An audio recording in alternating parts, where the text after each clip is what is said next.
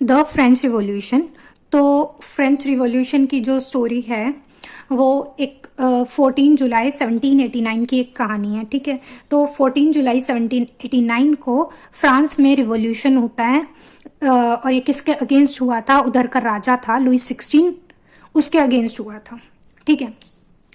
तो क्या होता है 14 जुलाई 1789 को जो पेरिस में एक मतलब रिवॉल्यूशन होता है, और जो किंग था, किंग ऑर्डर दे देता है अपने सेना को, बोलता है कि तुम जाओ देखो क्या हो रहा है, क्योंकि लड़ाई हो रही थी, है ना।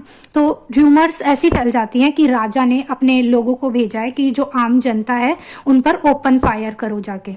तो अब लोगों को गुस्सा आ जाता है कि ऐसे कैसे बोल दिया है राजा ने कि ओपन फायर करो। तो 7,000 लोग इकट्ठे होते हैं, मैन एंड वुमेन, और वे एक जगह इकट्ठे होते हैं और एक ग्रुप बनाते हैं जिसे हम बोलते हैं पीपल्स मिलिटिया, ठीक है। तो एक ग्रुप बना के इकट्ठे होते हैं और वो मिलकर क्या करते हैं, गवर्नमेंट की जितनी भी बिल्डिंग्स होती हैं उन पर हमला करने लगते हैं, गवर्नमेंट की बिल्डिंग्स पर हमला करते हैं। और इसी में इन्होंने एक बेस्टाइल नाम की एक जेल है, बेस्टाइल जेल, इस पर हमला किया था। ये जेल पेरिस के ईस्टर्न पार्ट में पड़ती है। तो इस जेल पर जाते हैं, कई सौ लोग गए थे, हमला करते हैं, और इस जेल में 7 कैदी होते हैं, उन 7 के 7 कैदियों को छुड़वा लिया जाता है, ठीक है। 7 के कैदी थे उसमें, उन प्रिजनर्स, उनको छुड़वा लिया जाता है, और जो उस बेस्टाइल जेल का कमांडर होता है उसको ये मार देते हैं। और फिर उसके बाद क्या होता है कि जो बेस्टाइल जेल थी उसको आम जनता बिल्कुल भी पसंद नहीं करती थी। क्यों पसंद नहीं करती थी आम जनता उस जेल को? क्योंकि वो जो जेल थी वो राजा की डेस्पोटिक पावर्स का, मतलब कि बेलगाम उसकी जो पावर थी राजा की, राजा के पास ही सारी पावर्स होती थी। तो उस डेस्पोटिक पावर का जो है क्या था, राजा की डेस्पोटिक पावर की पहचान थी ये बेस्टाइल जेल। इस वजह से इस बेस्टाइल जेल को आम जनता बिल्कुल भी पसंद नहीं करती थी। तो ये जो फोर्ट्रेस वॉज डिमोलिश्ड, मतलब जो बेस्टाइल जेल है उसको ख़त्म कर दिया गया था, उसको जला के राख कर दिया, और जो भी उधर से सामान मिला था उसको जाके क्या किया इन्होंने, मार्केट में सेल कर दिया था to all those who wish to keep a souvenir of its destruction. मतलब कि आगे चल के जो लोगों के लिए ये होता है कि पास्ट में जो हमला हुआ था बेस्टाइल जेल पर, उसकी याद के तौर पर जो लोग रखना चाहते थे कुछ निशानियां, तो उन लोगों को बेस्टाइल जेल में से जो भी ये लेकर आए थे सामान, वो सेल कर देते हैं, ठीक है। तो ये जो हमला हुआ था ये पेरिस में और पेरिस के आसपास की जगहों पे ये सब जो चल रहा था, ऐसा नहीं था कि ये एक दिन उठे लोग और ये हमला करने लग गए। It is a chain of events, ठीक है।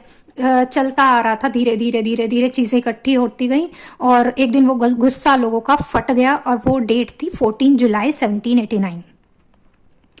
तो ऐसा क्या हुआ था कि प्राइजेस थे जो फूड के वो बहुत ज़्यादा हाई थे, जिसकी वजह से लोगों को भूखा रहना पड़ रहा था, भूखमरी के कारण भी लोगों में गुस्सा था। Most people were protesting against the high price of bread, कि खाने के प्राइसेस इतने ज़्यादा थे कि लोगों में गुस्सा जो है वो बढ़ता जा रहा था। और इसी वजह से जो फ्रांस का जो किंग है, जो लुई 16 है, उसके अगेंस्ट जो है लोगों ने आवाज़ उठाई और उसको उसके थ्रोन से, उसके जो किंगडम से ही बाहर निकाल दिया, ठीक है। French revolution during late 18th century. तो अब क्या था, मैंने बताया था कि लुई 16 जो था वो उधर का किंग था, ठीक है। तो लुई 16 जो था 1774 में ये राजा बनता है फ्रांस का, ठीक है। कब बना है राजा? ये 1774 में बना है। बर्बन डायनेस्टी से ये बिलोंग करता था, 20 साल का था ये, ठीक है। और इसकी जो शादी हुई थी वो ऑस्ट्रिया की एक प्रिंसेस थी, मैरी एंटोनेटे, उससे हुई थी। जब ये राजा बना था, upon his accession the new king, जब ये राजा बना तो इसने देखा कि जो ट्रेजरी है, मतलब जो तिजोरी है, वो तो बिल्कुल खाली है। तो अब ये क्या करे? तो ये खाली थी क्यों? क्योंकि लंबे टाइम से वॉर चलती आ रही थी, जिसकी वजह से फाइनेंशियल क्राइसिस थी। फ्रांस में जो रिसोर्सेज थे फ्रांस के, वो फाइनेंशियल रिसोर्सेज बहुत कम थे। और इसी के साथ साथ जो ये पैलेस ऑफ वर्सेलिस होता है, पैलेस ऑफ वर्सेलिस कौन सी जगह है? ये वो जगह है जहां पर ये राजा जो है लुई 16 रहा करता था। तो अब इसमें जो इसका दरबार लगता है, कोर्ट होता है, ठीक है, उसको भी मेंटेन करने के खर्चे थे, तो वो भी बहुत सारे थे। ठीक है। एक्स्ट्रावेजेंट मतलब कि बहुत ही आलीशान उसका जो दरबार था, उसके खर्चे। तो लुई 16 के अंडर एक और चीज़ भी हो रही थी जिसकी वजह से तिजोरी खाली थी। तो एक दुश्मन था ब्रिटेन, फ्रांस का दुश्मन था ब्रिटेन, इसी तरीके से अमेरिका का भी दुश्मन था ब्रिटेन। क्यों था? क्योंकि अमेरिका की कुछ जगहों को उन्होंने अपनी कॉलोनी बना रखा था। जैसे हम इंडियंस थे, हम ब्रिटेन की कॉलोनी थे, उसी प्रकार जो अमेरिका थी वो भी ब्रिटेन की कॉलोनी थी। तो फ्रांस हेल्प करता है अमेरिका के 13 कॉलोनीज को छुड़वाने में और उन्हें इंडिपेंडेंस दिलवाता है, ठीक है, ब्रिटेन से। तो जिसकी वजह से वो लड़ाइयाँ हुई। तो लड़ाइयों के कारण क्या हुआ कि जो इनका डेट था, मतलब कि जो लोन ले रखा था, वो लोन पहले ही 2 बिलियन लीवर्स के आसपास था, अब वो 1 बिलियन लीवर के से भी ज़्यादा और बढ़ गया था। अब क्या था कि जो लेंडर्स, मतलब कि जो जिनसे हमने उधार लिया है, ठीक है, जिनसे who gave the state credit, जिन्होंने हमारी स्टेट को, मतलब फ्रांस को जिन्होंने उधार दिया था, अब वे लोग उस उधार का ब्याज मांग रहे थे, इंटरेस्ट मांग रहे थे, इंटरेस्ट ऑन लोन। तो वो इंटरेस्ट बहुत हाई चार्ज कर रहे थे, मतलब 10% तक का इंटरेस्ट ले रहे थे वो। तो अब गवर्नमेंट जो थी वो उन सारा जो गवर्नमेंट के पास रेवेन्यू होता था, गवर्नमेंट के पास जितने भी पैसे होते थे, वो सारे ब्याज को पे करने में ही चले जाते थे, इंटरेस्ट ही पे करते रह जाते थे वो। तो अगर सारा वो उनका पैसा खर्चा जो होगा वो इंटरेस्ट पे करने में ही चला जाएगा, तो सरकार जो होगी, फ्रांस गवर्नमेंट जो थी, फ्रेंच गवर्नमेंट, वो अपनी सरकार को कैसे चलाएगी, स्टेट को कैसे चलाएगी। तो रेगुलर एक्सपेंसेस को मीट करने के लिए, मतलब कि जो डेली के खर्चे थे उनके लिए, जैसे कि आर्मी को मेंटेन करने का, अपने दरबार को मेंटेन करने का, राजा के दरबार को, गवर्नमेंट के ऑफिसेज और यूनिवर्सिटीज़ को मेंटेन करना, चलाना, तो स्टेट को जो है टैक्सेस बढ़ाने पड़ेंगे इस सब को मीट करने के लिए, क्योंकि जो पहले से रेवेन्यू आ रहा है वो इनफ नहीं है। किस लिए इनफ नहीं है वो? क्योंकि वो इंटरेस्ट पेमेंट में ही सारा जो खर्चा है उनका वो जा रहा है। Yet even this measure would not have suffice, ये भी सफिशिएंट नहीं था। फ्रांस सोसाइटी जो थी 18th सेंचुरी में वो 3 पार्ट्स में डिवाइडेड हुआ करती थी और थर्ड एस्टेट जो थी वो ही टैक्स पे करती थी, ठीक है। तो हम यहाँ देखेंगे कि 3 एस्टेट्स हुआ करती थी, फर्स्ट एस्टेट, सेकंड एस्टेट और थर्ड एस्टेट। फर्स्ट एस्टेट होती थी क्लर्जी, सेकंड एस्टेट होती थी नोबेलिटी और थर्ड एस्टेट में थे बड़े बड़े businessman, merchant, court officials, lawyers etcetera, ठीक है, ये होते थे थर्ड एस्टेट के अमीर लोग। फिर पीजेंट्स होते थे और आर्टिसंस, पीजेंट्स मतलब किसान होते थे और आर्टिसंस मतलब आर्टिस्ट से बना, ये सब होते थे। और छोटे किसान होते थे, मतलब जिनके पास लैंड नहीं होती थी, लैंडलेस लेबर होते थे, ठीक है। और सर्वेंट्स होते थे, ठीक है। क्लर्जी में आ जाते हैं चर्च वगैरह जो सब होते हैं। नोबेलिटी में आ जाते हैं राजा महाराजा टाइप्स। तो ये जो पीजेंट्स हुआ करते थे, इनकी पॉपुलेशन सबसे ज़्यादा हुआ करती थी, 90% पॉपुलेशन इनकी थी। पर ये जो क्लर्जी, नोबेलिटी या अमीर वाले ये थर्ड एस्टेट के लोग हुआ करते थे, इन तीनों के पास था 60% ऑफ द लैंड, ठीक है। लैंड इनके पास थी और पॉपुलेशन इनकी ज़्यादा थी। और ये जो क्लर्जी और नोबेलिटी होते थे, ये बहुत सारे बेनिफिट्स इन लोगों को मिलते थे। थर्ड एस्टेट जो होती है, ये सारे लोग, ये टैक्स पेयर्स हुआ करते थे, ये सिर्फ टैक्स पे करते थे, इनको भी पे करते थे, साथ में इनको भी पे करते थे।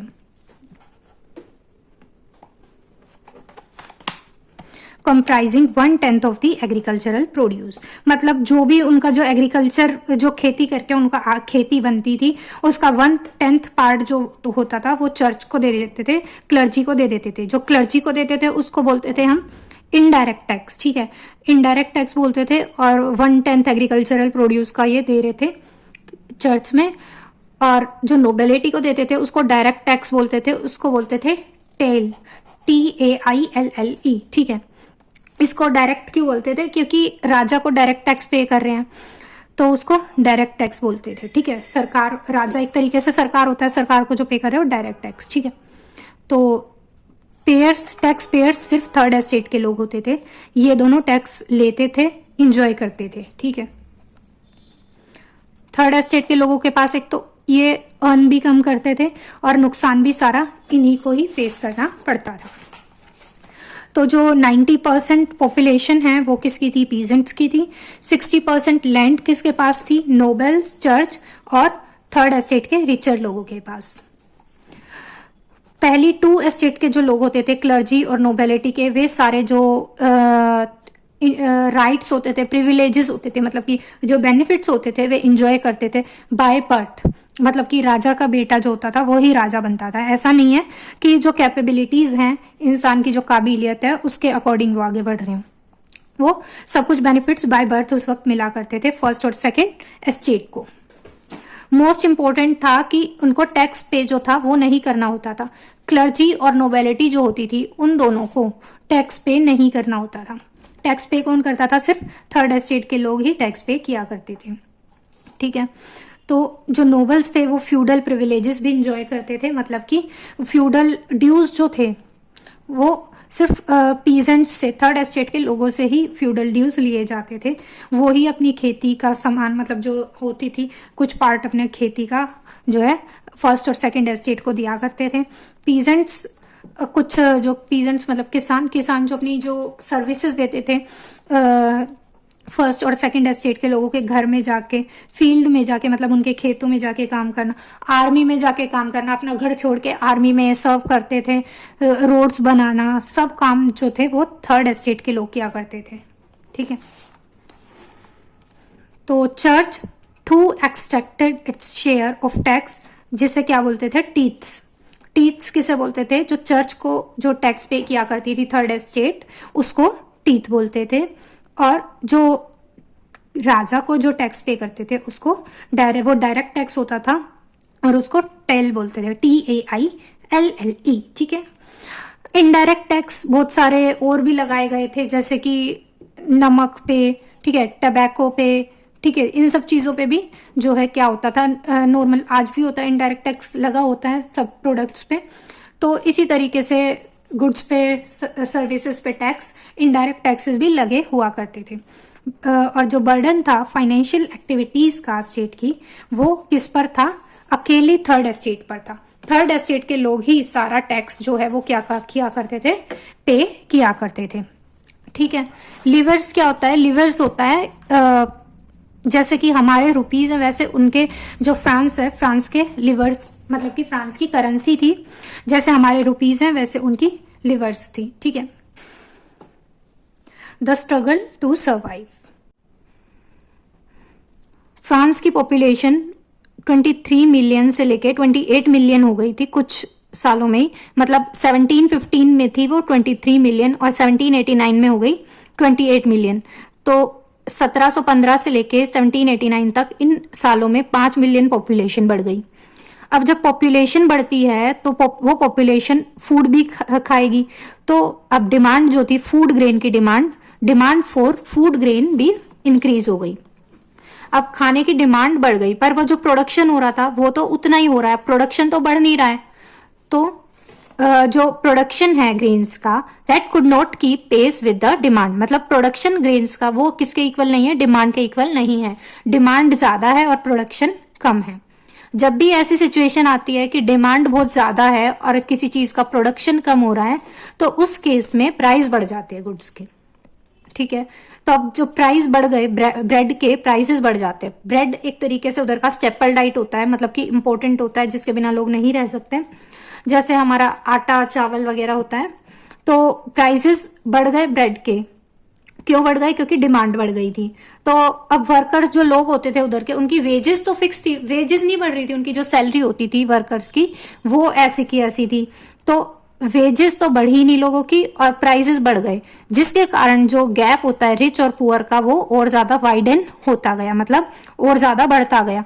अमीर और अमीर होता गया और गरीब और ज्यादा गरीब होता गया, क्योंकि उसके पास कुछ खाने के लिए ही नहीं है अब, क्योंकि वो खाना जो नॉर्मल बेसिक फूड है वो भी खरीद नहीं पा रहा है, क्योंकि उसकी सैलरी सेम है और प्राइसेस चीजों के बढ़ते जा रहे हैं, महंगाई बढ़ती जा रही है। ठीक है, things become worsen whenever drought or hail reduce the harvest, मतलब कि ड्रॉट का मतलब होता है सूखा पड़ जाना और हेल का मतलब होता है ओला गिरना। तो इन दोनों ही सिचुएशंस में क्या होता था, जो हार्वेस्ट होती थी, मतलब जो खेती होती थी वो खराब हो जाती थी।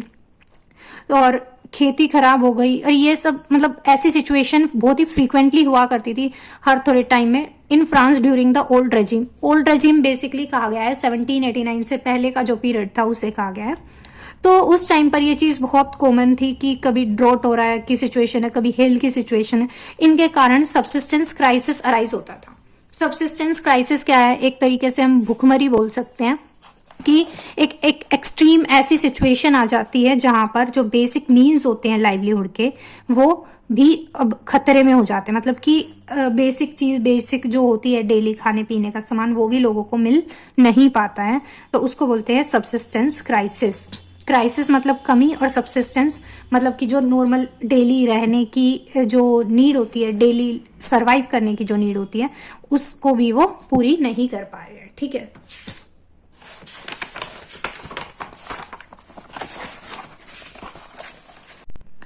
अ growing middle class envisages an end to privileges. ठीक है, तो मतलब जो थर्ड एस्टेट थी उसके अंदर एक अब सोशल क्लास एमर्ज होगी, मिडिल क्लास नाम की। तो वो अब इन प्रिविलेजेस को जो क्लर्जी और नोबिलिटी को मिलते थे, जो बेनिफिट्स की वो टैक्स लेते थे सिर्फ थर्ड एस्टेट से, उन प्रिविलेजेस को खत्म करेगी मिडिल क्लास। मिडिल क्लास कौन सी एमर्ज हुई थी मतलब थर्ड एस्टेट में भी, तो थर्ड एस्टेट के जो लोग एजुकेटेड थे, रिच थे, उनमें से बनी थी एक मिडिल क्लास। ठीक है, तो पास्ट में पीजेंट्स और वर्कर्स जो होते थे, किसान होते थे और जो वर्कर्स, वे लोग क्या करते थे, आवाज़ उठाते थे अपनी कि हम लोग सिर्फ हम ही थर्ड एस्टेट ही क्यों टैक्स पे करेगी, हम तो पहले ऑलरेडी हमारे पास जो है वो पुअर हुआ करते थे और खाने के प्राइसेस भी बढ़ रहे थे, तो वो कैसे सब कुछ मैनेज करेंगे। तो वो इसके लिए रिवॉल्यूशन करते थे पीजेंट्स और वर्कर्स, पर उन्हें ये रिवॉल्यूशन को अच्छे से करना नहीं आता था, क्योंकि रिवॉल्यूशन करने के लिए भी कहीं ना कहीं एक पूरी तैयारी करनी पड़ती है, एक पूरा प्लान बनाना पड़ता है। तो लैक ऑफ एजुकेशन के कारण वो ये चीज़ नहीं कर पाते थे। सोशल और इकोनॉमिक ऑर्डर की बात करें तो ये इसमें चेंजेस लाना चाहते थे। मतलब कि सोशल ऑर्डर मतलब कि जो टैक्सेस हैं वो सिर्फ थर्ड एस्टेट पे करती है, और इकोनॉमिक ऑर्डर की खाने के जो प्राइजेस थे वो बढ़ते जा रहे थे। तो जो थर्ड एस्टेट के लोग थे पहले ही गरीब थे, अब वो कैसे चीज़ें खरीदेंगे, कैसे अपना डेली का भी खाना खरीदेंगे। तो वो चाहते थे कि सोशल और इकोनॉमिक ऑर्डर में चेंजेस लाएं, पर इसके लिए उन्हें अच्छे से एक उनके पास ब्लूप्रिंट नहीं था कि वो किस तरीके से इस चीज़ को कैरी आउट करें, इस रिवॉल्यूशन को कैरी आउट करें। तो अब this was left to those groups with in the third estate who had became prosperous. मतलब कि जो अब थर्ड एस्टेट के लोग जो रिच हो गए थे और जिनके पास एजुकेशन का एक्सेस था, जो एजुकेटेड हो चुके थे, जिनके पास नए नए आइडियाज़ आ चुके थे, अब वे लोग इस रिवॉल्यूशन को लीड करेंगे। ठीक है, तो 18th सेंचुरी में जो सोशल ग्रुप्स थे उनमें एमर्ज होती है एक मिडिल क्लास नाम की एक ग्रुप एमर्ज होता है, थर्ड एस्टेट में से निकल के आता है ये।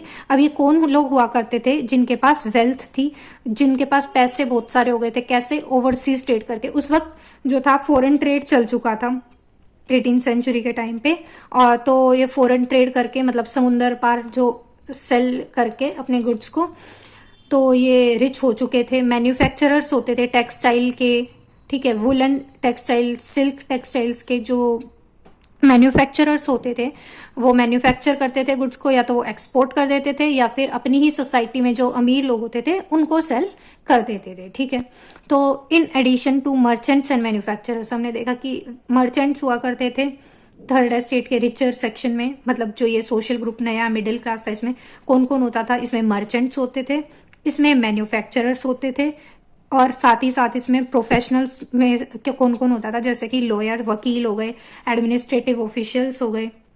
ठीक है, और ये लोग मिलके क्या करते थे, ये अब एजुकेटेड थे तो इन लोगों को पता था कि जो बाय बर्थ प्रिविलेजेस मिलते हैं ये ख़त्म करने होंगे हमें। जैसे कि फर्स्ट एस्टेट और सेकंड एस्टेट को, क्लर्जी और नोबिलिटी को जो बेनिफिट्स मिलते थे वो बाय बर्थ मिला करते थे। उनमें क्या होता था कि उन्हें जो है मेरिट के बेसिस पर होना चाहिए, जो भी सोशल पोजीशन जिसको भी मिल रही है वो मेरिट के बेसिस पर होनी चाहिए, मतलब काबिलियत के अनुसार होनी चाहिए, ना कि उनका जन्म कहाँ हुआ है। ठीक है, कि एक राजा का बेटा है तो उसको वो सारे बेनिफिट्स मिल रहे हैं, ऐसा नहीं। उसके अंदर कुछ काबिलियत होनी चाहिए कि वो उस पोजीशन पर, उस थ्रोन पर बैठ पाए। ठीक है, तो ये आइडियाज़ जो थे ये सोसाइटी में आए। ये कैसे आए, तो कुछ फिलोसफर्स थे जिनके कारण ये आइडियाज़ लोगों में आए, लोगों के माइंड में स्ट्राइक हुए। तो वो थे जैसे जॉन लोक नाम का एक फिलोसफर है, जीन जैक रूसो नाम का एक फिलोसफर है, ठीक है, मोंटेस्क्यू नाम का भी एक फिलोसफर है। तो इन लोगों ने क्या किया था, ये आइडियाज़ लोगों के अंदर लाए कि फ्रीडम होनी चाहिए, इक्वल लॉज होने चाहिए, कि मतलब सब लोगों के लिए लॉज इक्वल होने चाहिए, चाहे फिर वो क्लर्जी का है, चाहे वो नोबेलिटी का है, चाहे वो थर्ड एस्टेट का कोई पर्सन है, सबके लिए कानून बराबर होना चाहिए और सबको इक्वल अपॉर्चुनिटीज़ मिलनी चाहिए, ना कि जो सिर्फ क्लर्जी और नोबेलिटी के लोग हैं उन्हीं को ही सारे बेनिफिट्स मिल रहे हैं, ठीक है। तो ये जॉन लोक और जॉन जैक रूसो नाम का, जीएन जैक रूसो नाम का एक फिलोसफर है, ये आइडियाज़ इन लोगों ने लाए थे। टू ट्रीटीज ऑफ गवर्नमेंट नाम की एक बुक लिखी जॉन लोक ने, ठीक है, डॉक्ट्रिन ऑफ डिवाइन के बारे में ये लिखी थी, मतलब एब्सोल्यूट जो राइट होते हैं मोनार्क के, उसके अगेंस्ट थी, कि मतलब कि रिफ्यूट मतलब मना करता है क्या, कि डिवाइन पावर जो होती है, मतलब कि वो खुद को जो किंग जो था, खुद को भगवान समझना, किंग के ही पास सारे राइट्स होना लुइस 16 के पास, तो ये उसके अगेंस्ट था। टू ट्रीटीज ऑफ गवर्नमेंट किसने लिखी, जॉन लॉक ने लिखी। अब रूसो जो है, रूसो ने भी बुक लिखी थी, रूसो ने भी इस आइडिया को कैरी फॉरवर्ड किया और इसने कहा कि जो लोग होते हैं और उनके जो रिप्रेजेंटेटिव्स, मतलब कि सरकार जो होती है, उनके बीच में एक सोशल कॉन्ट्रैक्ट होना चाहिए, जो लोग चाहते हैं वही गवर्नमेंट को करना चाहिए। स्पिरिट ऑफ द लॉ नाम की एक बुक लिखी मोंटेस्क्यू नाम के एक फिलोसफर ने, जो कि किस बात पे थी, कि डिवीजन ऑफ पावर होनी चाहिए, मतलब लेजिस्लेटिव, एग्जीक्यूटिव और जुडिशरी, 3 पार्ट्स में पावर को डिवाइड कर दिया जाए, ना कि सारी पावर किसके पास रहे, इकलौते किंग के पास। ये आइडिया कहाँ से आया था, ये यूएसए से आया था। यूएसए की 13 कॉलोनीज को जब फ्रांस ने इंडिपेंडेंस दिलवाई थी ब्रिटेन से, तो उस वक्त क्या हुआ था, इन यूएसए में इंडिपेंडेंस मिलने के बाद उधर क्या यूज़ किया गया था, डिवीजन ऑफ पावर लगाई गई थी, ठीक है, लेजिस्लेटिव, एग्जीक्यूटिव और जुडिशरी ऐसे करके, ठीक है, ये 3 पार्ट्स में उनकी गवर्नमेंट डिवाइड हुई थी। तो वहाँ से भी आइडिया फ्रांस को आया था कि हमें इस तरीके से डिवीजन ऑफ पावर करना चाहिए, और इसका जिक्र स्पिरिट ऑफ द लॉ नाम की बुक में मोंटेस्क्यू ने किया है, ठीक है। अब ये जो आइडियाज़ थे इन फिलोसफर्स के, ये ओपनली डिस्कस होने लगे थे, ये सलोन्स में डिस्कस होते थे, कॉफ़ी शॉप्स में डिस्कस होते थे, घरों में डिस्कस होते थे, और ये लोग बुक्स में, न्यूज़पेपर्स में भी ये सब डिस्कस होने लगी थी बातें। और जिन लोगों को पढ़ना लिखना नहीं आता था, उन लोगों के लिए जो है बोलकर बताया जाता था, ज़ोर ज़ोर से बोलकर आइडियाज़ को उन तक पहुंचाया जाता था, जिन लोगों को पढ़ना लिखना नहीं आता था उनके लिए।